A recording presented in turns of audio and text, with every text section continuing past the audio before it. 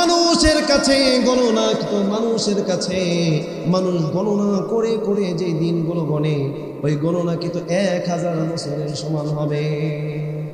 বলে আখিরাতের সময় এত লম্বা, আখিরাতের সময় এত লম্বা, আখিরাতের সময় এত লম্বা হবে। তিরমিজি শরীফের হাদিসের মধ্যে আসছে, তিরমিজি শরীফের হাদিস, হযরত আবু হুরায়রা রাদিয়াল্লাহু আনহুর সনদে হাদিস। হযরত আবু হুরায়রা রাদিয়াল্লাহু আনহু বলেন, আল্লাহ নবী সাল্লাল্লাহু আলাইহি ওয়াসাল্লাম জানালেন, দুনিয়ার বুকে যারা দরিদ্র, দুনিয়ার বুকে যারা হত দরিদ্র, দুনিয়ার বুকে যারা নিপীড়িত, দুনিয়ার বুকে যারা একেবারে নিঃস্ব, এই ব্যক্তিগুলো ধনী ব্যক্তিদের অর্ধদিন আগে জান্নাতে চলে যাবে। বলে আখিরাতের অর্ধদিন তখন কেমন হবে? বলে যদি আল্লাহর কাছে আখিরাতের একদিন হয় আর দুনিয়াবাসীদের জন্য যদি 1000 বছরের সমান হয়, তাহলে আখিরাতের অর্ধদিন হবে দুনিয়ার জমিনের 500 বছরের সমান। কথা ঠিক কিনা? আরো জোরে বলেন না, কথা ঠিক কিনা? বলে একজন হত দরিদ্র ব্যক্তি, নিঃস্ব ব্যক্তি, টাকা নাই, পয়সা নাই, দিনে আনে দিনে খায়, আবার সামনের দিন পরের দিন যখন শ্রমজীবী কাজ করে টাকা পায়, আবার চাল আনে, তারপরে খানা খায়। এছাড়া তার ঘরের মধ্যে মজুদ কোনো চাউল থাকে না, ঘরের মধ্যে মজুদ কোনো অন্যান্য খাবার থাকে না। ওই ব্যক্তিরা কখন, ওই ব্যক্তিটা যারা ধনী ছিল, যারা বড় লোক ছিল, ওই ধনী ব্যক্তিদের অর্ধদিন আগে এসে জান্নাতে ঢুকে যাবে। বলে আখিরাতের অর্ধদিন দুনিয়ার জমিনের 500 বছরের সমান।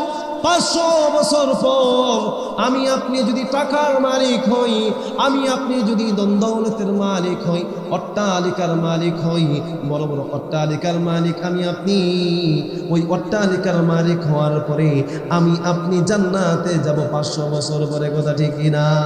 তবে আমল ভালো হতে হবে, আমল ভালো না হলে চলবে না। আমলের মধ্যে ঘাটতি থাকলে আমি তো জান্নাতে যেতে পারবো না। বড় লোক হয়েছে কি হয়েছি, আমল নাই, আখলাক নাই, নামাজ নাই, রোজা নাই, তাহলে তো আমি জান্নাতে যেতে পারবো না। কথা ঠিক কিনা? বলে এরপরে কিয়ামতের পরে যখন আমরা হাসরের ময়দানে উঠব, বলে মানুষগুলো বিভীষিকাময় অবস্থায় থাকবে।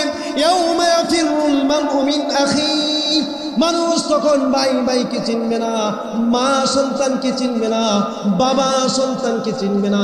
হাসরের ময়দানে সন্তান বাবার কাছে গিয়ে বলবে, বাবা আমাকে কিছু নেকি দেন। বলে আমার তো দুনিয়াতে আমি বিয়ে করি নাই। একজন সন্তান মাকে গিয়ে বলবে, আম্মা জান আমাকে একটু নেকি দান করেন, আমি অল্প নেকির জন্য জান্নাতে যেতে পারি না। মা বলবে, আমার দুনিয়ার জমিনে বিয়ে হয় নাই, আমার সন্তান কোথা থেকে হবে? মা অস্বীকৃতি জানাবে, বাবা অস্বীকৃতি জানাবে, ভাই বলবে, ভাইয়ের কাছে ভাই যাবে, ভাই বলবে আমি তো তোমাকে চিনি না।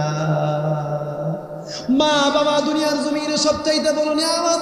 মা বাবার কাছে সন্তানগুলো হাসরের ময়দানে দৌড়াবে। এইভাবে দৌড়াতে দৌড়াতে সবার জায়গার সব কাছে, সবার কাছে গিয়ে সবাই মহিলা সবে। কথা ঠিক কিনা? যারা আমল ভালো, যারা আখলাক ভালো হবে, আমল ভালো হবে, তার কোনো পেরেশানি নাই, তার কোনো ভয় নাই, তার কোনো পরিত্রাপ নাই। নাতে আমল নামা পাবে এবং খুশি হয়ে জিকির করতে করতে জান্নাতে চলে যাবে। আর হাসরের ময়দানে বিভীষিকাময় অবস্থা। সূর্য যেটা আমরা দেখতেছি, ওই সূর্যটা কেমন? বলে সূর্যর পরিচয় দিতে গিয়ে বলেন, আল্লাহর নবী জানাই, তোমরা যে সূর্য দেখছো, এই সূর্য সরাসরি তাপ তোমাদেরকে দেওয়া হয় না। বলে পৃথিবীতে সূর্যের আলোটা কিভাবে দেওয়া হয়? পৃথিবীতে সূর্যের আলোটা দেওয়া হয় উল্টো, পিঠটা পৃথিবীর দিকে ঘোরানো আছে। বা পিঠ যদি পৃথিবীর দিকে ঘোরানো হয়, পৃথিবী জ্বলে পুড়ে ছারখার হয়ে যাবে। কথা ঠিক কিনা? আসমানের মধ্যে এক ধরনের চুম্বক মেরু আল্লাহ নির্ধারণ করে দিয়েছেন।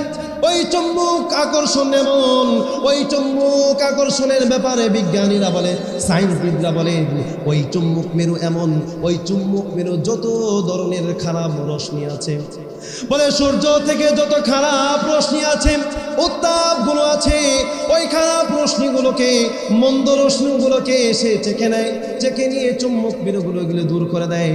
আর ভালো রশ্মিগুলা, আলোগুলো পৃথিবীর দিকে নিবেদিত করে। আর ওই আলো পাওয়ার পর গাছপালা, তৃণলতাগুলো এভাবে সতেজ সতেজ করে উঠতে থাকে। এভাবেই আলো পেয়ে, এই সূর্যের তাপ পেয়ে তৃণলতাগুলো জন্মায়। এভাবে আল্লাহ পাক রব্বুল আলামিন সূর্যের মাধ্যমে আল্লাহ মানুষকে এভাবে নিয়ামত দান করে। সুবহানাল্লাহ বলেন। এভাবে সূর্যকে আল্লাহ উল্টো করে রেখেছেন। বলে বিজ্ঞানীরা বলে যখন চুম্বক মেরু উল্টে যাবে, চুম্বক মেরুর পাওয়ার ক্ষমতা কমে যাবে। এই চুম্বক মেরুর পাওয়ার ক্ষমতা কমে যাওয়ার পর দিক আর ঠিক থাকবে না।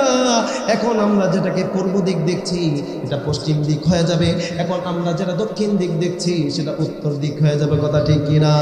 বিজ্ঞানীরা সাক্ষ্য দেয় এত বছর পর নবী 1450 বছর আগে বলে গেছে সূর্যটা পশ্চিম দিক থেকে উঠবে, কিয়ামত যখন ঘটবে সূর্য পশ্চিম দিকে উঠবে।